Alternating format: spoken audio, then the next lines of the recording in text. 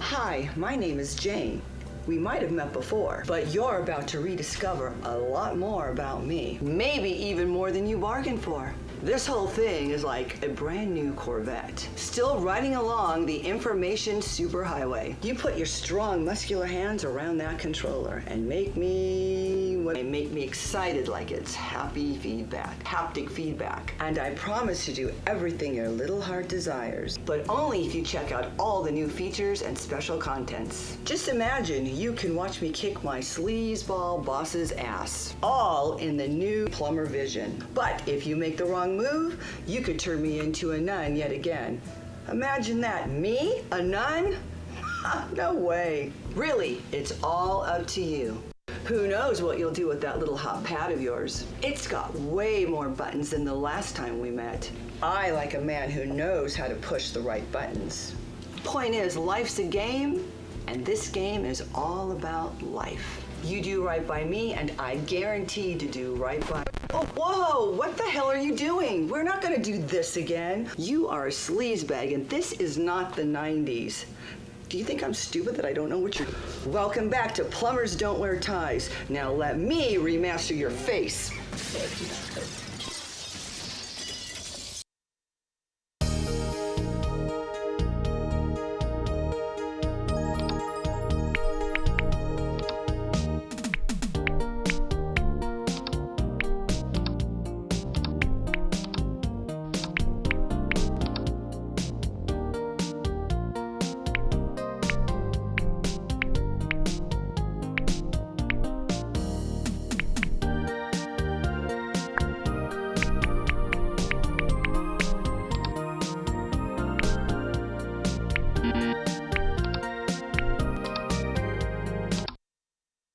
Plumbers Don't Wear Ties returning is an example of how YouTube culture and memes can manifest themselves into a real thing.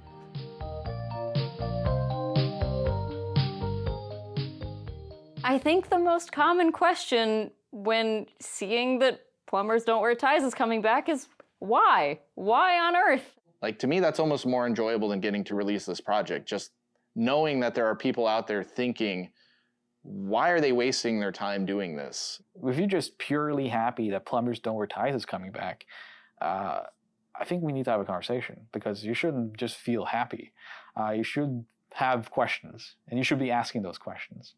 I ask myself questions every day while I'm working on this project, and I will for the rest of my life. I think the project is very interesting from this perspective of who else would bother remastering the worst game of all time to the level that we are trying to remaster it, in terms of adding all these extras and these exclusives and these, bonus features. One of my favorite things about limited run games is that it seems that they have this ability to bring back things that shouldn't exist.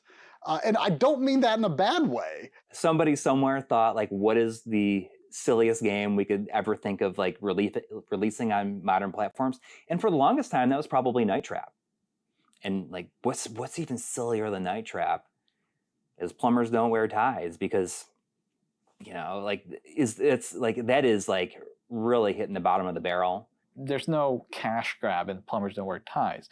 This is actually one of the hardest jobs we could possibly give ourselves, because we now have to give you a reason to buy the worst game ever made. The whole time I'm thinking to myself, are we really putting this out? Like, who is asking for this?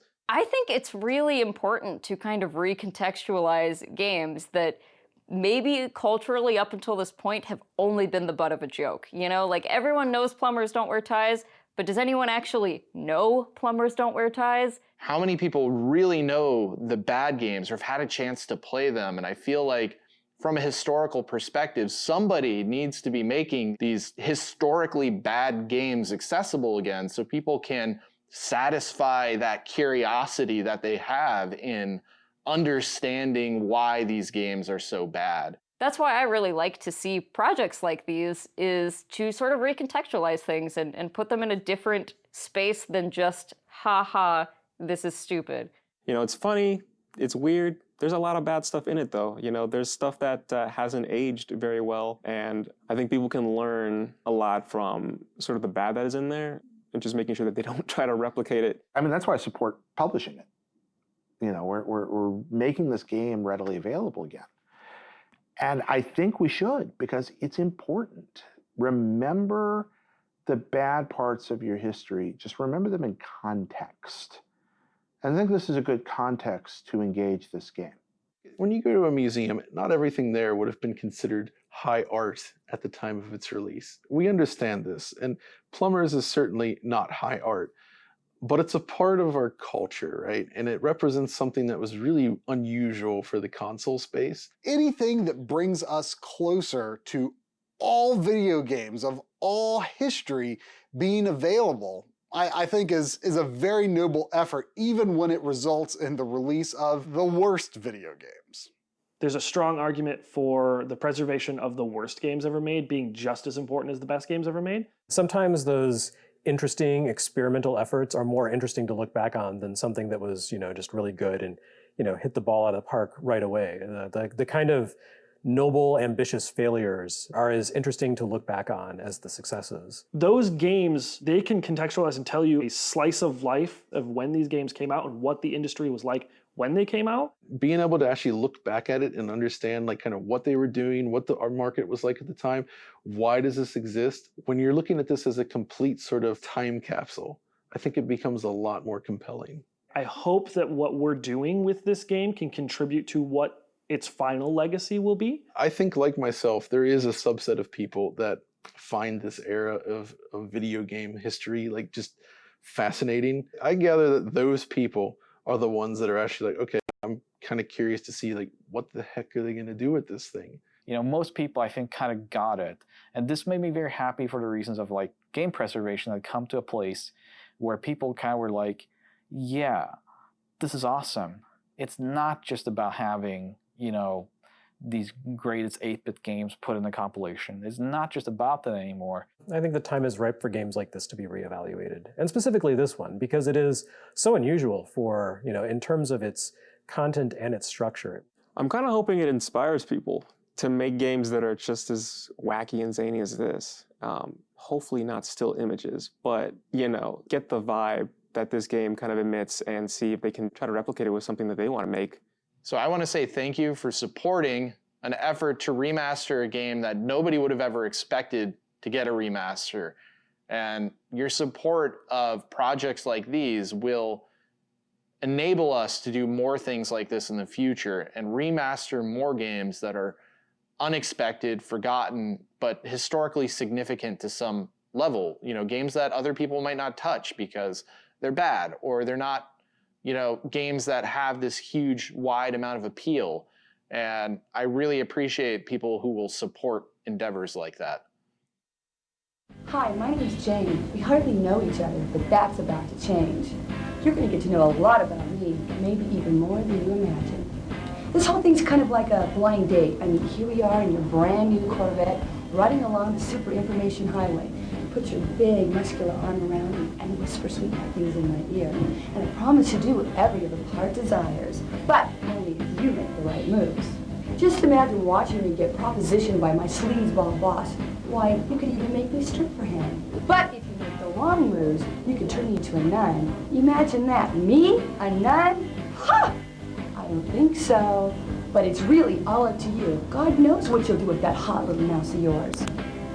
Point is, life's a game, and this game is full of life. You do right by me, and I guarantee I'll do right by you. But please don't turn me into a nun. I'm not that kind of girl.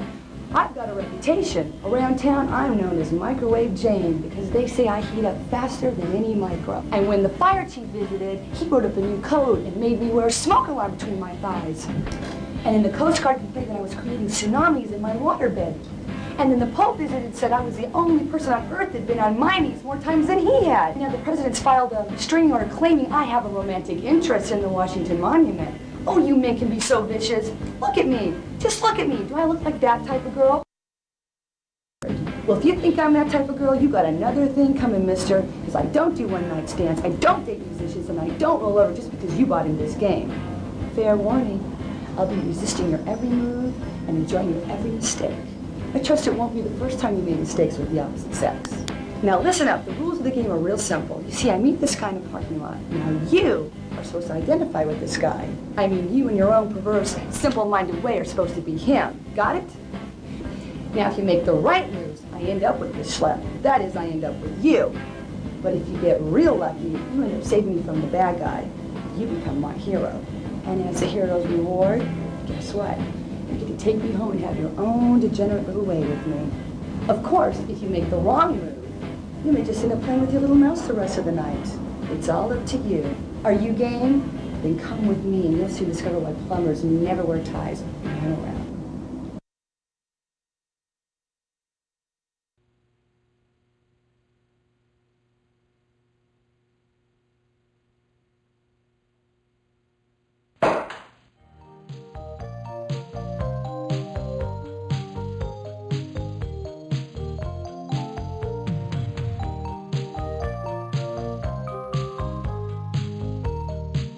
Don't keep me in suspense. Whoa, deja vu. I've seen. Don't keep me in suspense. Give me.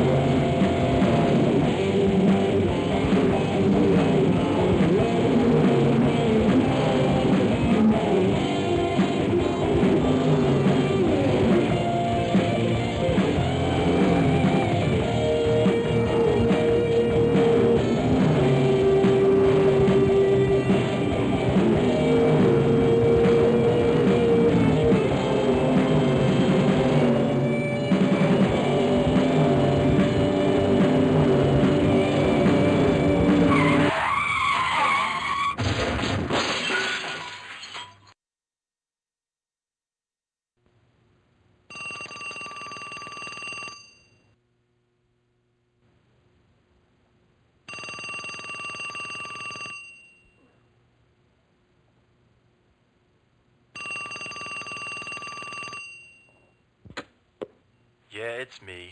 Leave your message at the beep and I'll come back to you. It's your mother. Now get your ass out of bed. I know you're there, John. John? I said get up, John.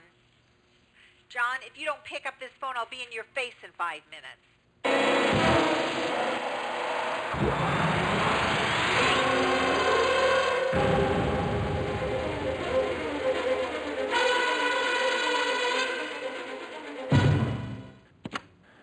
Yeah, Ma. What are you wearing today? My birthday suit. Very funny. I want you to wear that nice tie I bought for you. The polka dot tie? Get out of here. That sucks. What did you say? It's seersucker. I hate seersucker. Polka dots are not seersucker. Just wear it. It'll make a good impression. On who? The rats? Ma, I'm a plumber. Remember? Just do it for your mother. Ma. John. Yeah, okay. Okay, whatever you now, want. what have you done with Amy? I got her boiling in garlic oil. Don't get smart with me. Why haven't you asked her out? Ma, I think it's pretty obvious. What did you say? I said she's pretty, but it's obvious I haven't had time. Well, you better make time, mister. You two are perfect together. She'll make a nice little homemaker. Mark my words, it's a match made in heaven. I think I'll wait till I get there. Stop smart-mouthing with me, young man. Why is it I haven't seen you with any woman? Why is that, John? Don't you like women anymore? John, are you gay? No, Ma. I'm not gay. Thank heaven. Then what is it with you? Why haven't I met any of your girlfriends? None are right for you, Ma. You mean of all the women out there, you can't find even one to marry? One's easy. I was going to marry 3 at the same time. Cheaper in the